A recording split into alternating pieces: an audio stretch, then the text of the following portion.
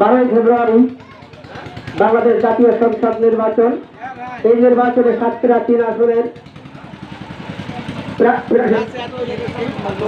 প্রার্থী স্বতন্ত্র প্রার্থী আলহাজ ডাক্তার মোহাম্মদ তৈয়ব আলম ভাইয়ের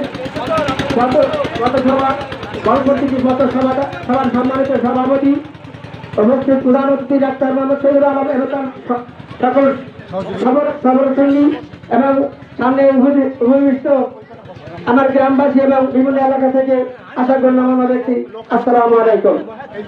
আপনারা নিশ্চয়ই জানেন যে 12 ফেব্রুয়ারি জাতীয় সংসদ নির্বাচন।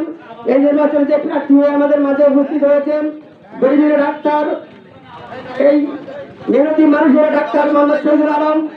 শুধু আপনারা নাম শুনেছেন, চোখে দেখেননি।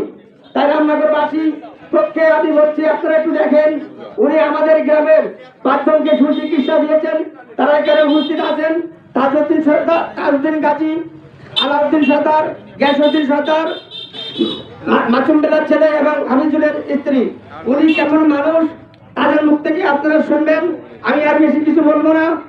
আপনাদের এই মূল্যবান ভোট বালকটিকে দিয়ে শহীদুল ভাইকে জয়যুক্ত করবেন, এই আশা রেখে আমি আমার বক্তব্য শেষ করছি। বাংলাদেশ জিন্দাবাদ। মধ্যমণি আজকের বল প্রতীকের